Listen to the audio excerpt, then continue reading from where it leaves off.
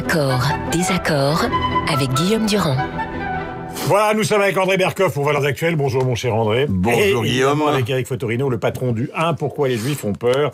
Cet excellent magazine d'actualité qui sort chaque semaine avec à la fois une vision culturelle, une vision politique et donc une vision sociologique et internationale. Vous voyez, comme je rends un hommage incroyable. C'est tout ça dans cette petite feuille, moi je suis comblé. Voilà. Pourquoi les Juifs ont peur, réponse? La réponse, c'est qu'on voit aujourd'hui qu'il y a une articulation à la fois de ce qu'a été la crise des banlieues, c'est-à-dire la crise de peuplement, qui fait qu'à un moment donné, tous les préjugés qui étaient tombés dans les années 70-80 sont remontés très fort. Et puis, le complotisme, la culture Internet, tout ça, le phénomène, on parle beaucoup notamment... C'est-à-dire qu'on retrouve finalement un antisémitisme adapté aux banlieues, qui est un antisémitisme type les années 30. Quoi. Oui, une identité. Le juif, le complot, l'argent... Il y a ça, bien sûr, mais il y a plusieurs strates. C'est dingue quand même. Il y a aussi la dimension d'identification à la cause palestinienne, c'est-à-dire en gros, on nous traite comme des Palestiniens.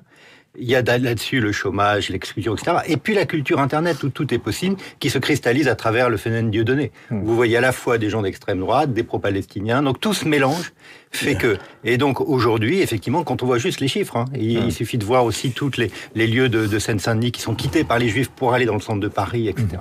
On a l'impression, pardonnez-moi, enfin c'est une bonne chose d'insister sur la une de votre journal, puisque vous êtes invité ce matin, mais... Comment se fait-il qu'avec les années, ce sentiment violent qu'est l'antisémitisme, alors on pourrait parler d'autres sentiments à l'égard d'autres communautés, mais puisque c'est le sujet de ce matin, parlons-en, comment se fait-il qu'il n'y a aucune manière d'arriver à faire reculer ce sentiment et les actes antisémites?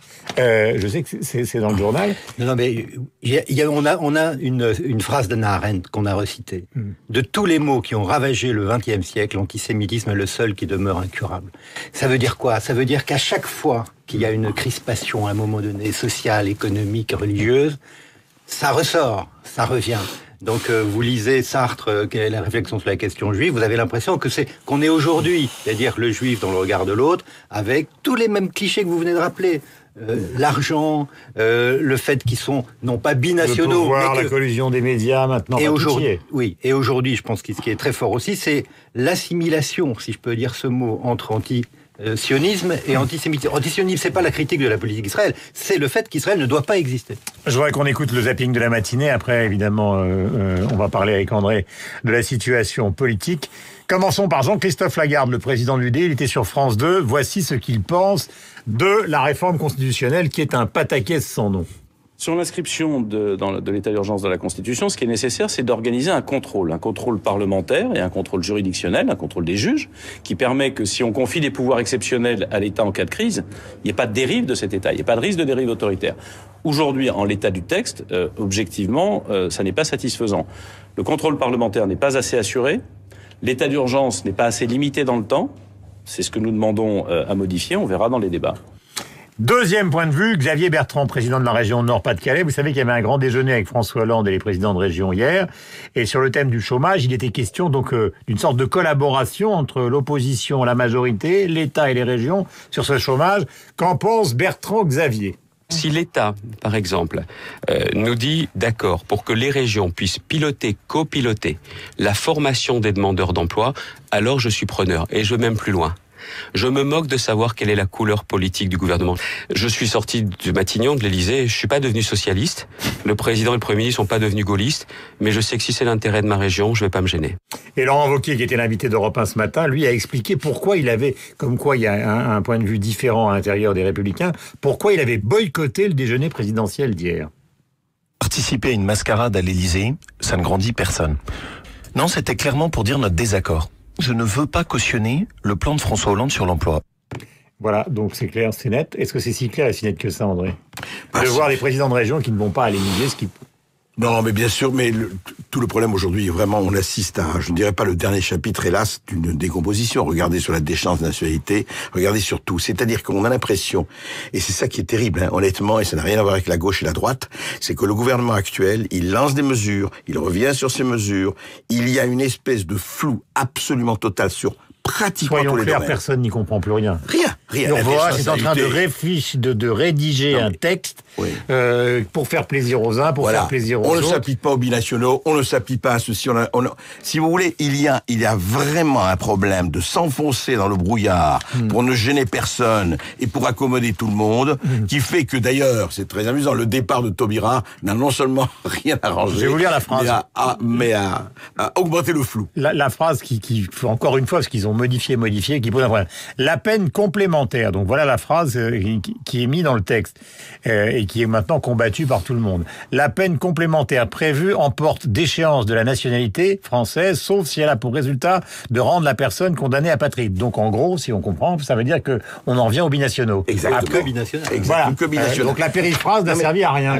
Le problème quand même terrifiant, juste un mot, c'est que quand même, qu'est-ce qu'on fait par rapport aux gens qui portent les armes contre la France? Récemment encore, des soldats français ont été agressés, ils étaient en civil, mais enfin bon, ont été agressés. Qu'est-ce qu'on fait? On a l'impression que dès qu'il y a une sanction véritable, parce qu'elle n'est pas seulement que symbolique, ce n'est pas vrai. Oui, attendez, elle est symbolique, mais elle doit marquer quelque part un arrêt. Et on a l'impression que dès que quelque chose dépasse le politiquement correct, c'est fini. On ne parle plus de rien. J'ai juste mal fait, c'est tout. Imaginez qu'un attentat est commis par un Français et un binational. Eric Fotorino. Oui, donc ça voudra dire qu'il y en a un qui ne subit pas cette déchéance et l'autre qui l'a subi. Donc c'est complètement absurde. Alors, on m'a dit, mais justement, j'aimerais bien qu'on puisse le vérifier, que le jour du discours au Congrès de François Hollande, entre l'Élysée et Versailles, cette mesure a été rajoutée, que c'était pas dans le texte initial. J'aimerais bien savoir comment est venue cette mesure de déchéance, comment elle arrive. Aujourd'hui, au gouvernement, vous avez 4 binationaux. Aujourd'hui, au gouvernement, vous avez quelqu'un qui est allemand, il y en a 2 qui sont marocains, un qui est canadien. Espagnol, je ne sais pas si Emmanuel Valls est binational aujourd'hui, je pense qu'il est français. Il est français. Mais ce que je veux dire, c'est que on a choisi ça comme étant une sorte de symbolique, alors que l'indignité nationale, par exemple, je pense, aurait pu mettre d'accord tout le monde tout de suite. En plus, le mot d'indignité me semble-t-il encore plus fort. Parce qu'ils ont récupéré, vous savez très bien, là, si vous nous faites la logique de l'autoroute pour arriver à Versailles, c'est très simple. Ils ont récupéré ce qu'il y avait dans le programme des Républicains pour avoir les 3/5. Voilà, donc on fait de la petite politique sur quelque chose. Et le résultat de tout ça, c'est que dans le dernier sondage IFOP Parimat, tout ça est tellement compliqué qu'une séquence sécuritaire qui devrait être favorable au chef de l'État, c'est pour ça que j'en viens à la question politique, il tombe de 10 points en un mois, ce qui est considérable. Bien sûr, c'est-à-dire qu'en fait... Non, mais ce qui est tout à fait extraordinaire, c'est... Rappelons-nous le discours de Grenoble de Sarkozy. Rappelons-nous l'identité, etc., l'immigration. Rappelons-nous tout on disait, Sarkozy à la droite d'Adolf Hitler, etc. Quand on reprend pratiquement mot pour mot un certain nombre de discours qu'on entend les amis... C'est ce qu'il écrit dans son livre. Là-dessus, il est à peu vrai. Je suis pas sarkozyste fervent, loin de là. Mais enfin, quand même. Je veux dire, à partir du moment où vous reprenez les mêmes termes, les mêmes mots, et je vais vous dire une chose, j'ai retrouvé un tweet de Elisabeth Guigou. En 2010, elle disait la déchéance... j'ai des archives. J'ai une collection de tweets. J'ai une collection de tweets. Et elle disait en 2010, la déchéance de la nationalité est quelque chose d'absolument indigne, lamentable. En 2015, elle dit, mais en 2000, d'ailleurs, là, les choses ont changé. Elle dit, voilà. Non, mais je suis pas en train de faire d'être l'avocat d'Elisabeth Guigou, mais après, il y a eu des attentats terribles. Tout le monde cherche une solution. Le problème, c'est qu'on trouve que des mauvaises solutions. Non, mais ce qui est bizarre, on ne reprend pas le discours de l'adversaire. On a, et si on se reporte pas aussi loin qu'au temps de Sarkozy, mais il y a quelques semaines, on disait Hollande, habilement, est allé trianguler du côté de la droite. Évidemment, il prend le risque de diviser sa gauche, mais il a bien joué. Mais finalement, il a pas bien joué du tout parce qu'il casse la gauche. Et en même temps, on voit bien qu'à droite, ça va pas être si simple de voter les 3/5. Alors, je voudrais vous poser la question que j'ai évoquée tout à l'heure avec Marlise de Branchu. Vous avez beaucoup d'expérience politique l'un et l'autre. Est-ce que fondamentalement, d'ailleurs il en parle Nicolas Sarkozy dans son livre, est-ce que vous ne pensez pas qu'un quinquennat raté au début est un quinquennat foutu jusqu'au bout? C'est-à-dire que c'est une question qui serait posée. On l'aurait vécu avec Nicolas Sarkozy, malgré la présidence de l'Europe, malgré la résolution de 2 crises financières, malgré la Georgie, voilà.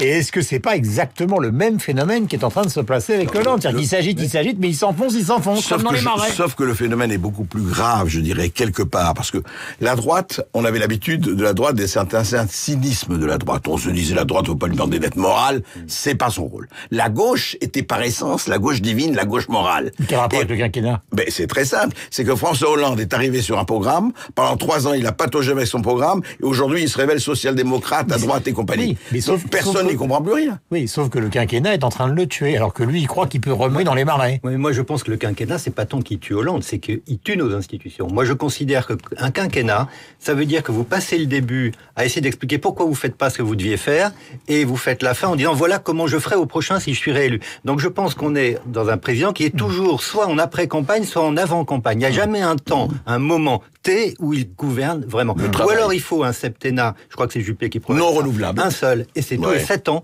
s'installer dans le temps, dans la durée. Il adapte la situation à son propre cas. Non, bien sûr. C'est Bertrand qui a proposé non, mais Guillaume, même avant, on aurait pu dire que le... Pardonnez-moi, oui. Parce que c'est important, on fait référence à votre intelligence, à votre mémoire politique.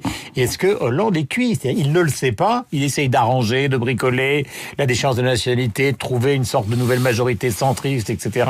Mais est-ce qu'il n'est pas tout simplement cuit? Parce qu'un quinquennat raté, on ne se refait pas. C'est pas comme avec Mitterrand et Chirac avec les cohabitations. D'abord, c'est toujours dur de prononcer un votus mortem avant, parce que les politiques ont cette faculté, et Hollande a toujours été sous-estimé. Moi, ce que je pense, c'est que Hollande est celui qui sera le fossoyeur de cette gauche qu'on a connue depuis 30 ans, c'est-à-dire qui est comme ça, qui à la fois privatise, parce que on l'a nationalisé, puis elle a privatisé. C'est la deuxième mort de Mitterrand, quoi. C'est d'une certaine manière, mais sauf que Hollande, vous vous souvenez, c'était les transcourants. Donc c'était quelqu'un qui choisissait de ne pas choisir. C'est-à-dire qu'il était ni Rocard, ni Mitterrand, il était un peu de tout ça et encore autre chose. Donc je crois que l'après, pourquoi on parle tant de Macron aujourd'hui, c'est qu'on voit bien que le visage de la gauche aujourd'hui n'existe plus et n'est plus incarné par Hollande, c'est clair. Et en tout cas, la gauche, non seulement, cette gauche, elle est morte, mais vous savez, vous parlez de la mort de Mitterrand.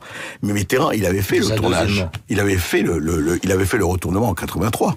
Oui, mais sauf qu'il avait fait avec style. Mais il pouvait cohabiter, il l'a fait. Bien sûr. Chirac a cohabité, donc dans le quinquennat, dans le septennat, on pouvait se refaire. Maintenant, la morale du sportif ou du grand artiste, le comeback, Sinatra, Elvis Presley, c'est un temps trop court. Et ce qui est extraordinaire quand même. Et aux États-Unis, puisqu'on parle des élections américaines, les sortants sont sortis. Point. Au revoir et à bientôt. Bien sûr, mais c'est pas ça. C'est que vous parlez d'habileté, justement. Mais l'habileté de Hollande se retrouve contre lui. Hollande se révèle simplement un tacticien et absolument pas un stratège. Et là, il le paye. Et vous commencez avec Cahuzac, Thévenoud, et à un moment donné, les gens ne peuvent plus avoir confiance en vous. Même si vous êtes marrants tous les deux, parce que je vous pose une question franche et un peu bébête dont j'ai le secret, est-ce qu'il est cuit? Et vous me dites non, on n'en sait rien, mais vous me faites donner que des arguments pour dire qu'il est cuit. Non mais Guillaume, aucun politique n'est cuit tant que son encéphale n'est pas plat et son électrocardiogramme stoppé. Vous le savez très bien. Regardez Mitterrand, 3 fois mort. Oui, mais cohabitation. 8h56, merci à tous les deux, excellente journée. En lisant le 1 et Valeurs Actuelles, puisque ce sont vos 2 journaux de cœur.